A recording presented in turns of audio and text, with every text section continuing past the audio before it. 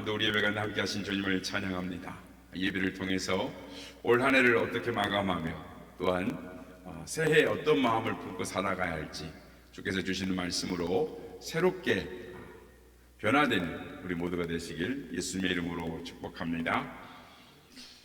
사람이 살아가는 데 있어서 가장 기본적인 것이 우선 의식주라라고 할 수가 있습니다. 옷을 입어야 하고 또 먹어야 하고 집에 살아야 하는 것이죠. 이 중에서 가장 중요한 것을 고르라고 한다면 사람들은 대개 식, 즉 먹을 식을 고를 것입니다.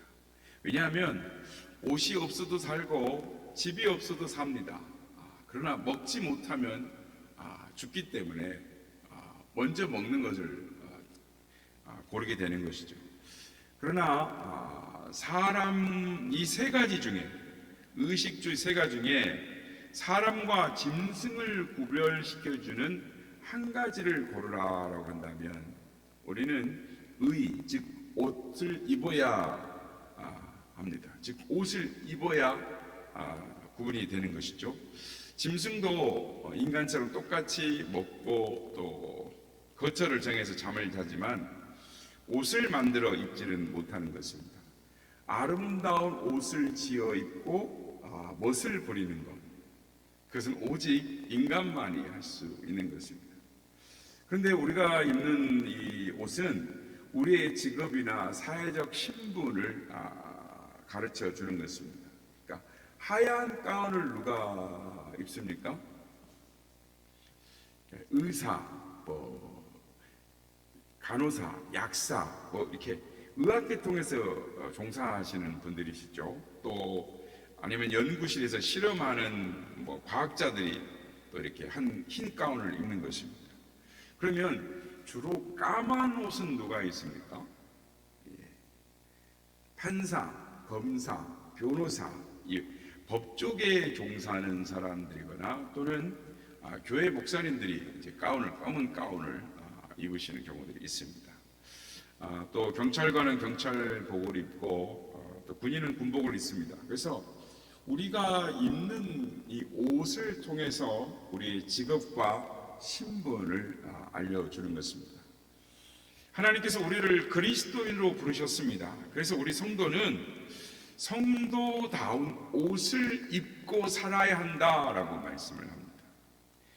사람이 옷을 입는다, 벗는다라는 말은 그 사람이 어떤 스타일의 삶을 사느냐 또는 접느냐를 말하는 것입니다. 그러니까 옷을 벗는다라는 말은 옷을 벗었다, 깨끗이 털어버린다, 청산한다라는 뜻이 있습니다. 그래서 우리가 쉽게 말할 때 그 사람 옷 벗었대 이렇게 말합니다. 그게 무슨 말입니까? 그 사람이 그 직을 그만두었다라는 말입니다. 그래서 무엇을 입었다라는 말은 이제는 그 옷을 입은 그것에 걸맞게 살아간다라고 말을 하는 것입니다. 오늘은 올해의 마지막 주일입니다. 그래서 송년주일이라고 합니다. 그러니까 한 해를 보내고 새해를 맞는 것이죠.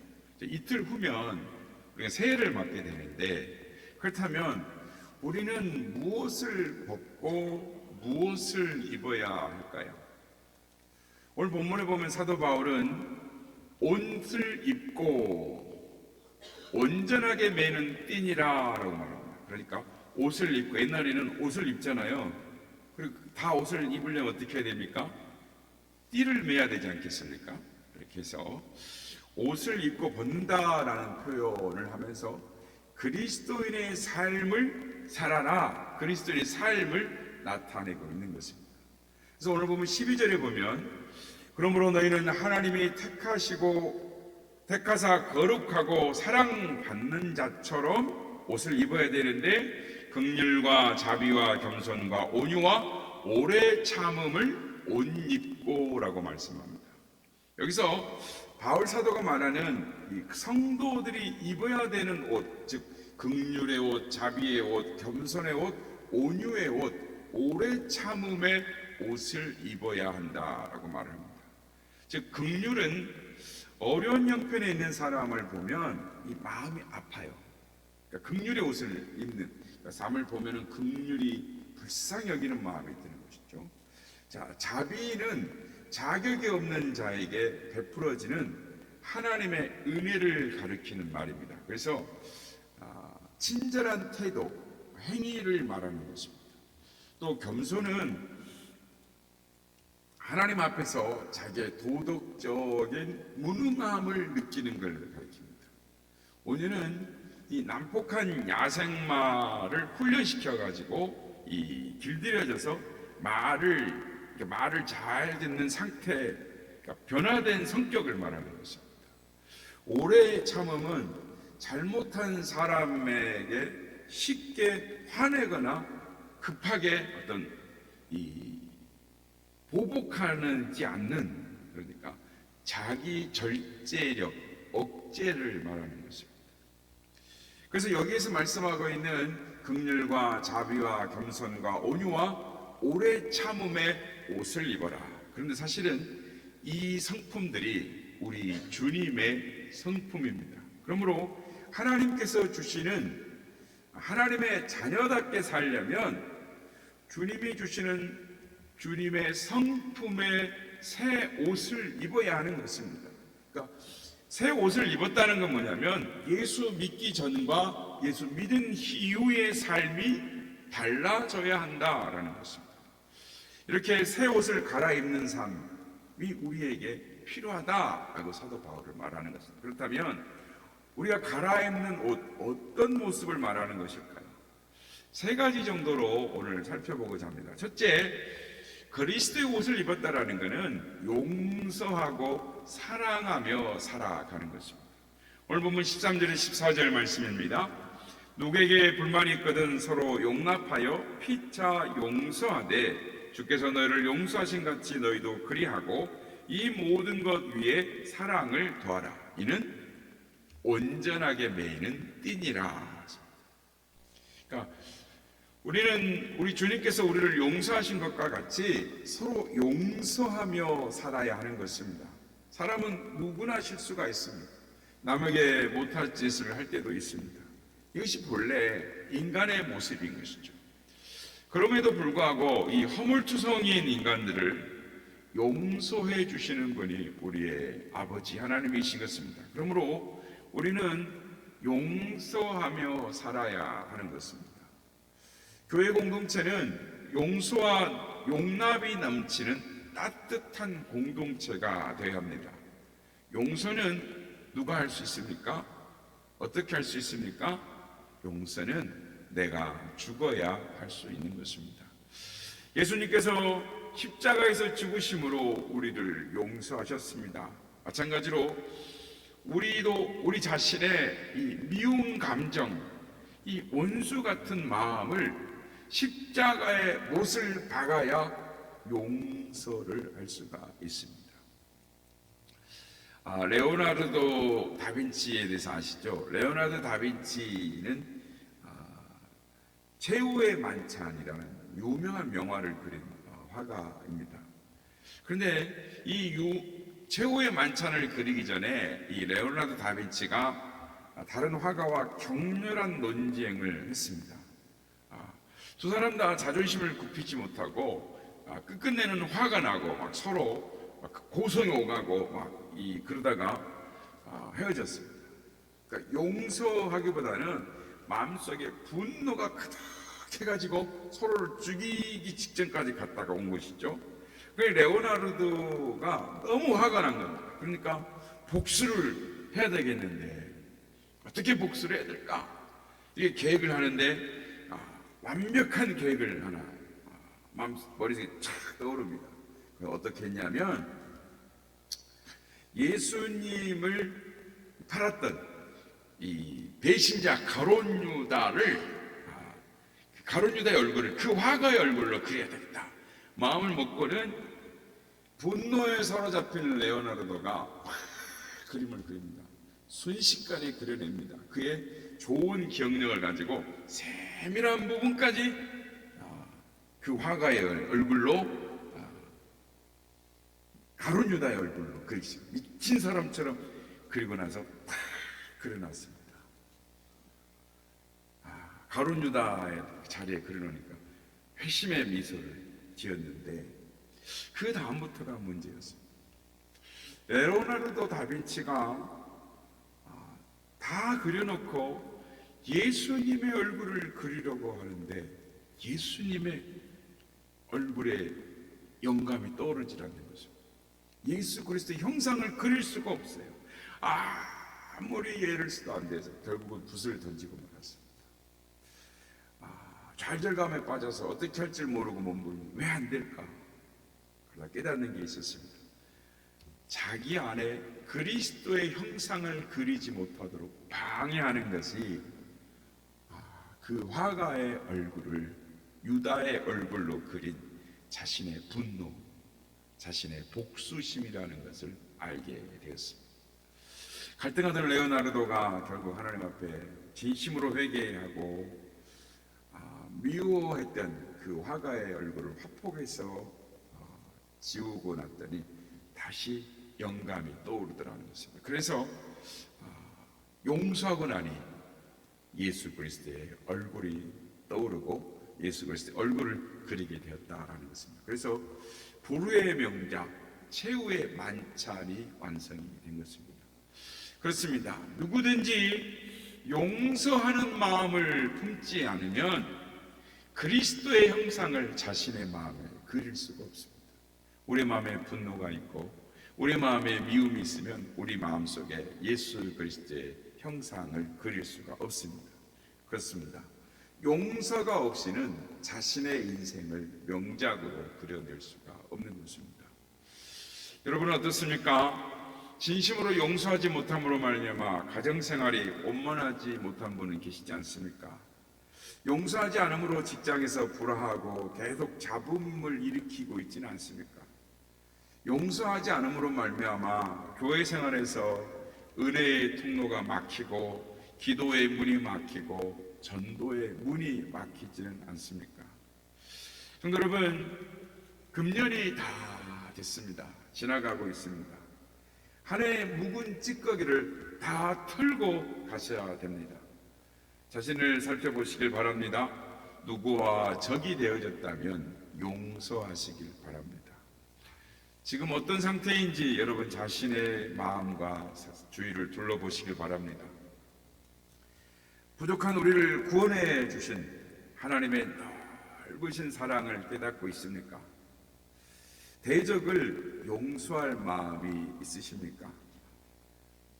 용서할 뿐만 아니라 그를 사랑하려고 하십시오. 그게 어렵죠. 그 사람만 생각하면 화가 나는데 어떻게 용서가 되고 사랑할 수가 있겠습니까? 그러나 용서하고 사랑할 때 우리의 옷을 맬 수가 있는 것입니다. 옷을 입고 띠를 안 매면 옷이 펄럭펄럭해요. 띠를 안 매면 바지가 내리는 거예요.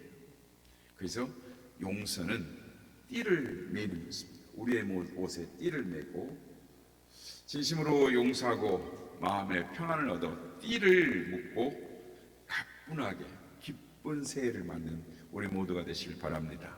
따라 하시겠습니다. 서로 용서하고 사랑합시다. 두 번째, 그리스도의 옷을 입는 것은 감사하며 살아가는 것입니다. 오늘 보면 15절에서 17절 말씀인데요, 우리 함께 같이 합독하도록 하겠습니다. 시작. 그리스도의 평강이 너희 마음을 주장하게 하라. 너희는 평강을 위하여 한 몸으로 부르심을 받았나니 너희는 또한 감사하는 자가 되라. 그리스도의 말씀이 너희 속에 풍성히 거하여 모든 지혜로 피차 가르치며 권면하고 시와 찬송과 신령한 노래를 부르며 감사하는 마음으로 하나님을 찬양하고 또 무엇을 하든지 말이나 일이나 다 주 예수의 이름으로 하고 그를 힘입어 하나님 아버지께 감사하라. 여기에 감사하라라는 말이 3번 나옵니다. 감사하는 자가 되라. 감사하는 마음으로 하나님을 찬양하고 하나님 아버지께 감사하라. 세 번 나옵니다. 그래서 성도는 어떤 옷을 입고 살아야 되느냐? 감사의 옷을 입고 살아야 합니다. 예전에 요즘 그런 걸 안 합니다만 예전 뉴욕 타임즈에서 세계를 움직이는 백인을 발표했을 때 당당히 1위가 누구였는지 아십니까? 지금도 그 기록을 깰 수가 없습니다. 세계를 움직이는 백인 중에 당당히 1위를 한 사람이 오프라 윈프리였습니다. 그 많은 세계 인물 중에 까만 피부를 가지고 태어난 흑인 오프라 윈프리는 사생아로 태어났습니다. 백인 처녀가 흑인에게 강간을 당해 태어났기 때문에 아버지가 누군지 모릅니다. 1954년 인종차별이 심했던 남부 미시시피주에 지독하게 가난한 집의 한 미혼모의 사생아로 태어났습니다. 그러니 할머니가 이 아이가 이쁘겠습니까? 믿겠습니까? 할머니가 어렸을 때부터 매일 얘를 매질로 매를 때리고 가혹하게 다룹니다. 자식이 아니에요. 손녀가 아니에요. 종입니다. 견디다 못해서 20대 초반에 뛰쳐나갑니다. 가출을 해서 마약 복용을 하며 하루하루를 지옥같이 삽니다. 살고자 하는 의욕이 없어요. 그냥 살아가는 거지. 그래서 그 시절에는 체중이 불어서 키는 작은데 107kg, 청소년 시절도 아주 쭉 굴러갈 만큼 그러니 누가 그 사람을 좋아하겠습니까? 그런데 이 아이가 미국의 세계를 움직이는 퍼스트 우먼이 되고 있습니다. 그 비결이 뭐냐면 두 가지입니다.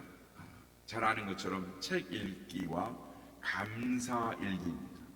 이 두 가지가 그녀의 성공 비결이었습니다. 어릴 적부터 책 읽기를 좋아했던 그녀. 그러나 주위에 친구가 없어서 강아지에게 성경책을 읽어주었다라고 합니다.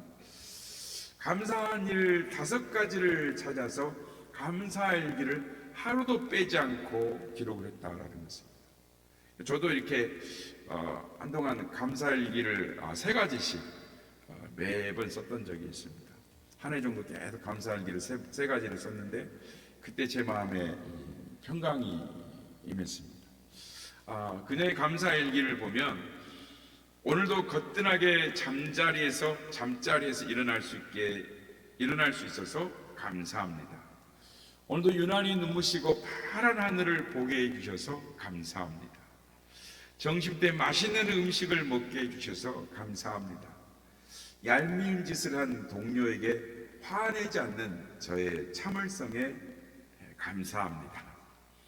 좋은 책을 읽었는데 그 책을 써준 작가에게 감사합니다. 그녀는 아침에 일어나서 저녁 잠자리에 들 때까지 감사의 조건을 찾았습니다. 그녀의 삶이 순탄치 않았을 것입니다. 어려웠을 것입니다. 가출한 소녀가 그의 인생이 보지 않아도 어떨 거라는 걸 잘 아실 겁니다. 그런데 그녀는 조용한 장소를 찾아서 그곳에서 매일 감사의 일기를 5가지 제목을 찾아서 썼다라는 것입니다. 그리고 그녀는 감사로 불행을 딛고 우뚝 섰습니다. 그래서 그녀는 전 세계 105개국에서 1억 4천만 명을 웃고 울리는 그런 세계의 제일 유명한 영향력을 미치는 토크의 여왕이 된 것입니다. 그렇습니다. 여러분, 불행하십니까? 고난 가운데 계십니까? 미래가 안 보이십니까? 감사를 먼저 해보십시오. 감사는 생활을 바꾸는 것입니다. 감사는 그리스도인의 특징인 것입니다. 하나님을 믿는 성도가 이 세상의 사람들과 다른 점이 뭐냐? 감사하며 살아간다라는 것입니다. 우리가 잘 많이 이야기하죠. 몸에 잘 맞던 옷이 몸에 끼인다면 그동안 잘 먹고 잘 살았다는 것. 또 닦아야 할 유리창이 있고 쓸어야 할 마당이 있다면 머물 수 있는 집이 있다라는 증거죠. 또 정부에 대해서 불평 불만이 있다면 언론의 자유가 있는 나라에서 살고 있다라는 증거입니다. 그러므로 감사해야 되는 것이죠. 올해 이제 연말정산이 다가오는데요. 내야 될 세금이 많다라고 한다면 그만큼 수입도 있었다라는 것이죠. 그래서 감사하는 것입니다. 가까운 곳에 주차하려고 했는데 주차가 없어요. 그래서 한층 돌고 주위를 돌고 그래서 먼 곳에 주차하고 왔다면 사람들이 감사가 안 되죠. 그러나 그만큼 걷게 돼서 건강에 좋고 또 내가 차가 있구나. 그래서 감사할 수 있다라는 것입니다. 그러니까 모든 것을 이런 식으로 생각하면 감사하지 않을 것이 하나도 없습니다. 감사하면 인생이 변하는 것입니다. 혹시 한 해 동안 어떻게 살아오셨습니까? 원망과 불평이 많았습니까? 감사가 많았습니까? 오프라인 빛처럼 날마다 감사의 일기를 적어보시길 바랍니다. 그리고 새해에 주어진 것들, 지금 내게 주어진 것들에 먼저 감사를 기록해 보시길 바랍니다.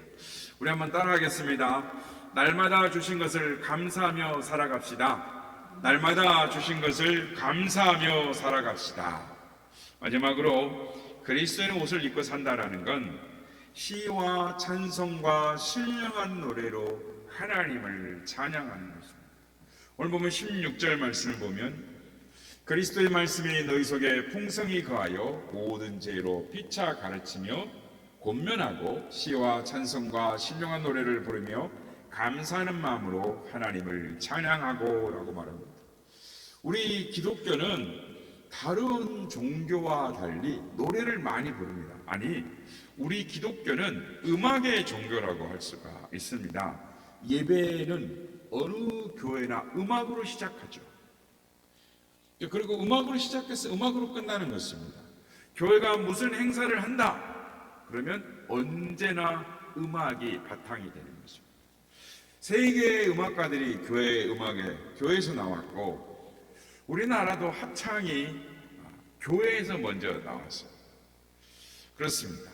하나님이 인간을 창조하신 목적이 성경에 기록되어 있는데 뭐라고 말씀합니까? 내가 나를 위하여 저희를 지었나니 나의 이름을 찬양케 함이로다. 하나님이 우리를 지으신 목적도 하나님을 찬양하기 위해서인 것입니다. 그래서 히브리 말로 찬송하다라는 말은 할랄이라고도 말을 하는데 영광을 돌리다, 빛나게 하다라는 것입니다. 성도는 하나님께 영광을 돌려야 하는 것입니다. 그래서 교회 와서 제일 먼저 해야 될 일이 뭔지 아십니까? 가장 많이 해야 되는 거 찬양입니다. 그래서 우리가 교회 와서 목소리 높여 하나님을 찬양해야 돼요.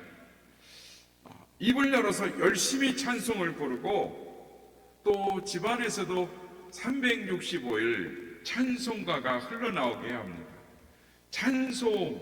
찬송은 능력이 있습니다. 찬송은 악령을 물리치는 것입니다. 찬송은 우리 안에 하나님의 평강과 하나님의 축복이 임하게 하는 것입니다. 그러므로 찬양은 그 자체가 하나님의 축복인 것입니다. 축복받기를 원하십니까? 그러면 하나님을 찬양하십시오. 히브리 말로 찬양하다는 율로게오라고 하는데 복을 내리다, 축복하다라는 뜻입니다.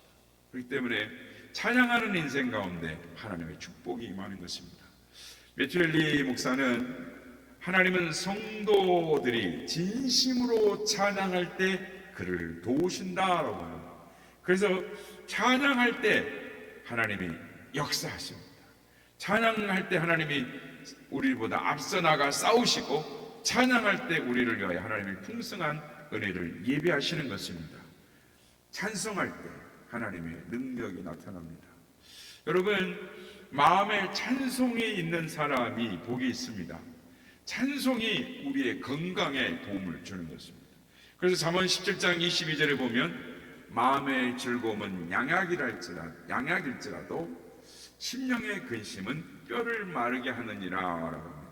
그러니까 마음의 즐거움, 우리 마음속에 노래가 있으면 혈액순환도 잘 되고 소화도 잘 되고 또 신경이 잘 풀어지고 스트레스가 해소가 되고 또 엔돌핀이 돕니다. 그래서 현대의학에서 우리 몸의 질병의 70%가 원인이 뭐냐? 심리적인 데에 있다라고 말합니다. 그러니까 마음속에 노래가 있으면 병에서 자유해지는 것입니다. 건강해질 뿐만 아니라 삶이 바뀌어집니다. 미국 어느 기관에서 예수 믿는 사람과 예수 믿지 않는 사람의 건강 상태와 평균 수명을 비교해 본 적이 있었습니다. 그런데 예수 믿는 사람의 평균 수명이 예수 믿지 않는 사람보다 훨씬 더 길고 건강 상태도 양호하다라는 것입니다. 왜요? 그 이유를 알아봤더니 예수를 믿는 사람과 안 믿는 사람의 차이가 별로 없더래요. 근데 왜 이게 차이가 나지? 하고 알아봤더니 딱 하나 다른 차이가 있었는데, 이 사람들은 교회 가서 찬송을 열심히 부르는 것 외에는 다른 차이가 없더라는 거죠. 그렇습니다. 성경 찬송을 부를 때 하나님 놀라운 축복의 역사가 일어나는 것입니다. 조니 에릭슨이라는 미국 여성이 있는데 티네이저 청소년 시절에 미국 메릴랜드 체스픽 베이라는 강에서 다이빙을 하다가 잘못해가지고 경추를 다쳐서 전신마비로 눕게 되었습니다. 그녀는 어린 나이이고 예수님을 믿는 그리스도인이긴 하지만 이것을 감당할 만한, 자기에게 닥친 사고를 감당할 만한 믿음이 없었습니다. 그래서 절망하고 원망하고 울고 불고 하나님을 향하여 분노했습니다. 그리고 어느 날 기도할 생각이 났습니다. 하나님, 내가 이런 몸으로 무엇을 할 수 있을까요?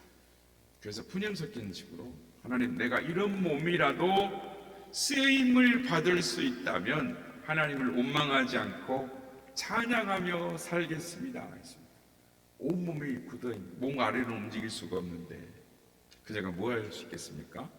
근데 그녀가 깨달은 것이, 기도한 후에 깨달은 것이 있었는데, 내가 입술을 움직일 수 있구나. 다른 건 못해도 입은 움직이더라는 거죠. 그래서 그녀가 입술에 연필을 물고 그림을 그리기 시작했습니다. 그래서 구순화가가 된 거죠. 그녀의 그림이 알려지자 유명한 볼펜 회사에서 광고 모델을 제의하기 시작했어요. 그래서 입술로 그린 그림. 그래서 그녀는 자신이 나오는 모든 광고 아래 영어로 PTL이라고 비록 꼭 해야 된다고 그랬습니다. 그게 뭐냐면 Praise the Lord, Praise the T Lord, PTL을 꼭 기록했습니다. 주님을 찬양하라, 그 글자를 삽입을 했다는 것이죠. 그 이후에 그녀는 복음 전도자로, 그리고 장애인을 위한 인권운동가로 미국 사회에 강력한 영향력을 미치는 사람으로 하나님이 쓰셨습니다. 변화된 것이죠. 그렇습니다. 여러분, 역경이 왔을 때 원망 대신 그 역경 중에서도 주님을 찬양하는 우리 모두가 되길 바랍니다. 고난이 왔을 때 불평 대신 찬송하시길 바랍니다. 찬송하는 자에게 반드시 승리가 있습니다. 그렇다면 금년 한 해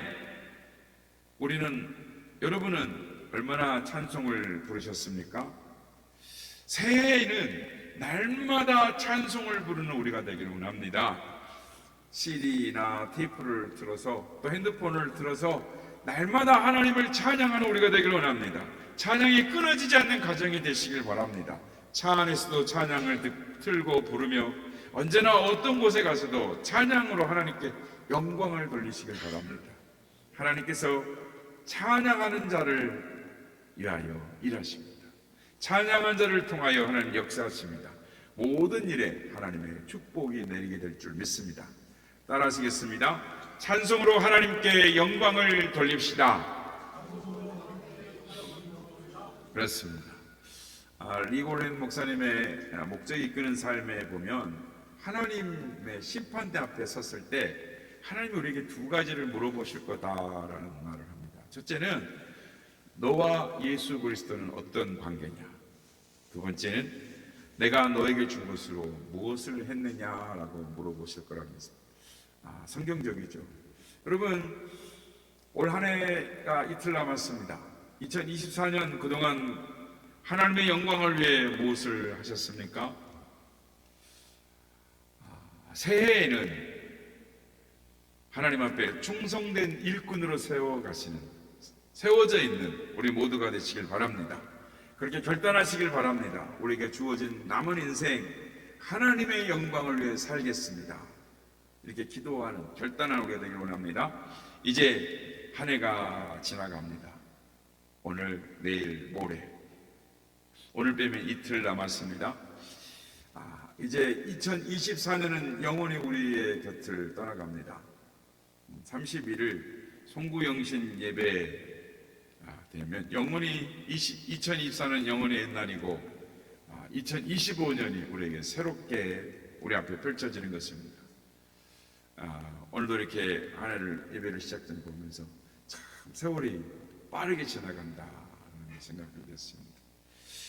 이렇게 살다가 어느 날 갑자기 우리도 하나님 앞에 서는 날이 다가오는 거 아닌가 이런 생각을 해보았습니다.